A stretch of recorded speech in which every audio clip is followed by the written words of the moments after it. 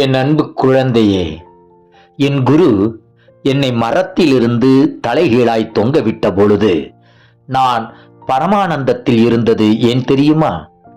குரு அனைத்தையும் அறிந்தவர் என்று நான் நம்பியதுதான் காரணம்.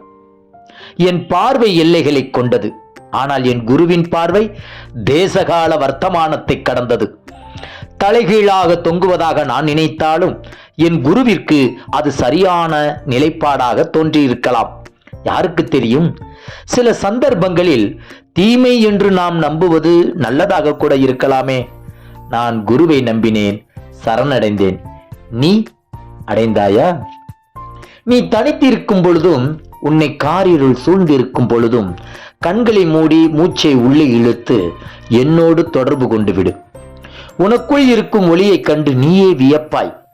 இந்த பிரகாசமான ஒளியை நீ வாழும் உலகில் பரப்பி வழிகளையும் இருட்டையும் அறவே துடைத்து விடு. நினைவுகொள், உள்ளே தகதகக்கும் ஜோதியை நீ உணரும் வரைதான் வெளியே காரிருள் சூழ்ந்திருக்கும். உள்ளொளியே என் ஒளியை நீ அறியும் நாளில் வெளியே இருக்கும் இருட்டும் நிழல்களும் கரைந்து மறைந்து விடும். குருவின் அன்பு, குருவின் அருள் கோடி சூரிய ஒளிக்கு சமம். உன்னை எப்போதும் வழி நடத்தும். துன்பங்கள் நிறைந்த வாழ்வில் அந்த அருள் ஒளி உன்னை அமைதிப்படுத்தும், உனக்கு இதம் தரும். ஆனால் உன் முயற்சியின்றி இவை எதுவும் உனக்கு கிடைக்காது. நினைவு வைத்துக்கொள் குழந்தாய்.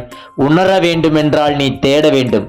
காட்சி கிடைக்க வேண்டும் என்றால் நீ பார்க்க வேண்டும். லட்சியத்தை அடைய வேண்டும் என்றால் பயணத்தை துவக்க வேண்டும். உன் பயணத்தை நீ துவக்கி விட்டாயா என் அன்பு பக்தனே? ஜெய் குரு சாய்.